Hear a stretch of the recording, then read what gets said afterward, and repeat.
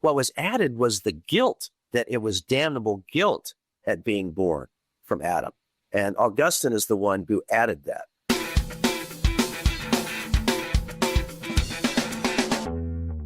Sure. Well, when I went to Oxford, the goal was to study Augustine and to find out why he changed his views. That's a pretty commonly known fact among the scholars, that he did change his views from a traditional view of free will, and then he went to a more deterministic type of viewpoint.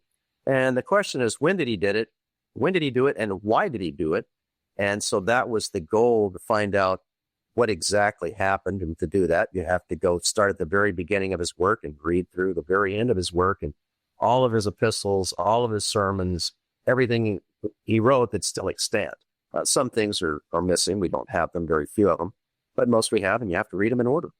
Okay. Well, what did you discover?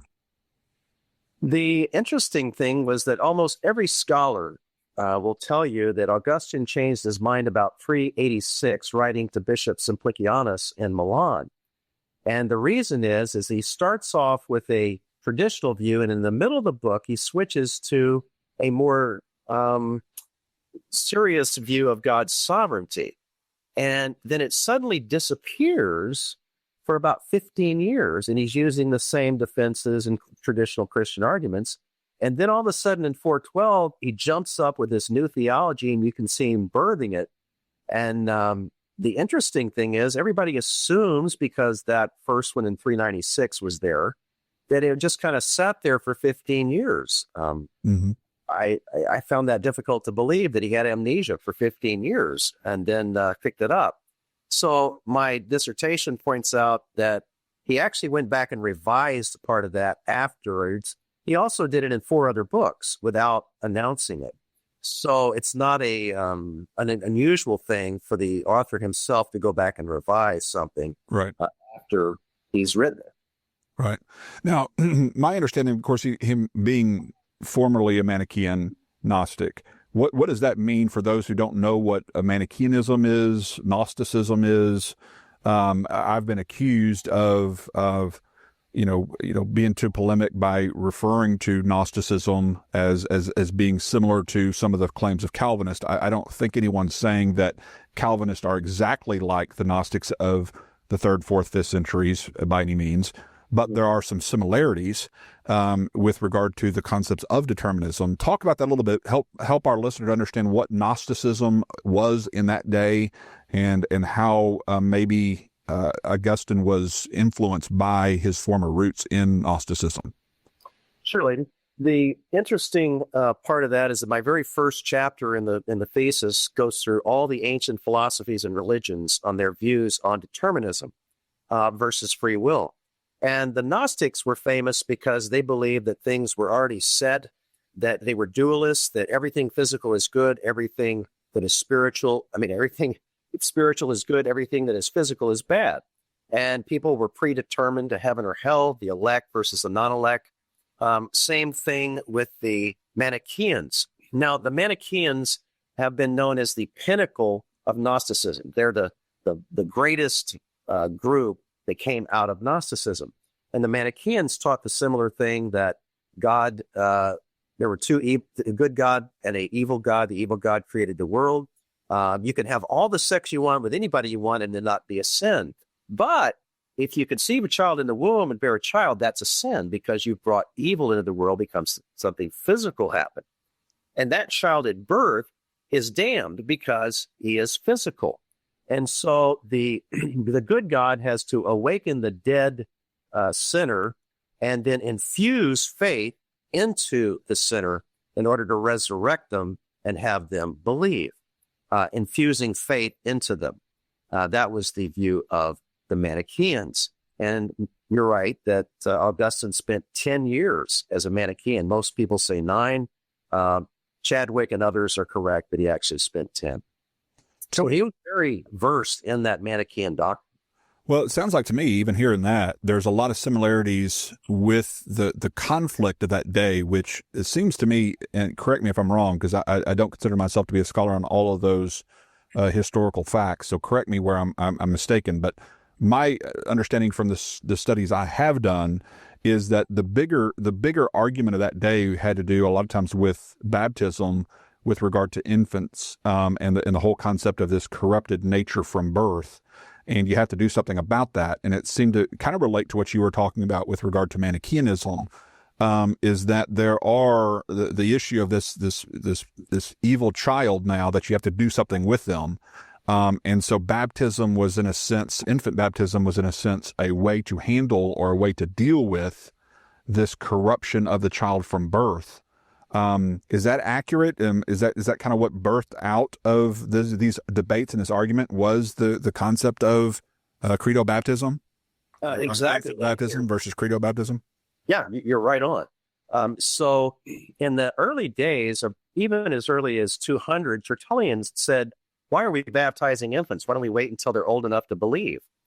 And so there was baptism that happened, we know, very early, but nobody knew why. Even Augustine, about 400, did not know why infants were baptized.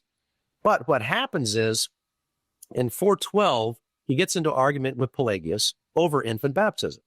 And so he says, wait a minute, you have two infants. One is a baby who is born on the street by a prostitute. The other is a baby born of Christian parents. They're both sick. The Christian parents rush to the baptismal font. They don't make it. The baby dies at the arms of the bishop before it's baptized, and that baby goes to hell. The other baby from the prostitute is rushed in by a virgin. It's baptized, and that baby's saved. Of course, they believe that actually putting the baby in the water in the baptismal font was salvific. They received the Holy Spirit at that point. And so he said, what's the difference between the two? It can only be the providence of God. That God decides whether a baby is saved or not saved based on whether that baby gets to the font, and he's the one who controls the circumstances. Therefore, it's not the human will that can save you. It only appeals for good or only avails for evil. So God is the one who decides, and it has nothing to do with the human person. And that's the way he justified his argument, was through infant baptism. Huh. So the debate wasn't really so much about Calvinism, Arminianism as we know it today, obviously, because it's obviously anachronistic in the sense that that's not until years later, obviously. But the whole debate that we have with Tulip, Soteriology, that's not really what Pelagius and Augustine originally were debating. They were really dealing with the issue of corruption of the nature of the child from birth, and what to do with the corrupt nature and whether you baptize them or not. So it seems to me Pelagius, therefore, regardless of what we think about Pelagius today or what we believed, he was actually siding with many of us who hold to credo baptism today, or to baptism of believers today. It seems to me Pelagius was actually defending that perspective against Augustine's view of, baptismal regeneration of infants. Exactly. Okay. So and you're exactly right. And so Augustine's the one that came up with baptismal regeneration, that is salvific for them. Nobody else before then really articulated that way. And everybody believed in original sin. I mean, the dissertation goes through that. They believed in original sin as physical death, a sin propensity, and a weakened moral sense. So what was added was the guilt, that it was damnable guilt at being born from Adam. And Augustine is the one who added that. And so you're right, Pelagius didn't understand the baby being born as damned. He thought that they went to heaven because they had not sinned. And so everybody else believed that too. He had some other issues, but at least he was right on that aspect. And so when Augustine added the guilt of original sin, that's when people started complaining and saying, wait a minute, there's a problem here. Right. So, yeah, and we obviously talked about that before on our program as well. Adam Harwood's book, I think, does a really good job of explaining, Dr. Adam Harwood from New Orleans, for those that want to look for that. And he speaks of the natural condition from birth of a child. Though sin-stained, as you mentioned, under the curse of sin and the environment of sin, not guilty for the sins of our parents, as it says in Ezekiel and so many other passages, that we're not held accountable or guilty for something that our parents have done or our greatest grandparent did, but instead, as intuitively would be, I think, accepted, that we would be held guilty for our own choices, be accountable for our own decisions, not the decisions of those who've gone before us. And so Augustine, historically, is the first one to really articulate this concept of original guilt, with the concept of that we are born guilty because of what Adam does. And I've often made this argument, and correct me if this is right on in the right direction here, but when a Calvinist says, or a theistic determinist, whatever you want to call the label there, when they say a man is responsible for his choices, what they really mean is that they are not able to respond willingly, but they are still culpable because of the imputed guilt of Adam. And so I've always tried to point this out because they'll use the same vocabulary but have a different dictionary. They mean something different by the word responsible or culpable than we do. So when I say a person is culpable for their sins or responsible for the sins, I actually mean they are able to give an account for their actions. They are of an age where they can give an account. They are responsible, which means they have the ability to respond willingly or unwillingly to God's appeals, and therefore they're held responsible for their choices. That's what I mean by it, and that's what most people, generally speaking, intuitively would think of the word as responsible.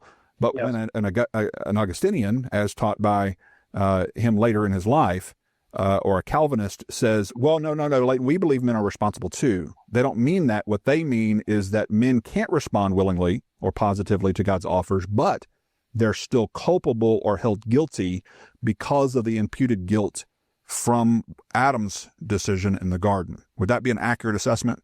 Exactly, Leighton. And that's the Manichaean view. It came right out of Manichaeism. That's not a Christian view. And Augustine, with his 10 years, picked that up and brought it into Christianity to fight the Pelagians.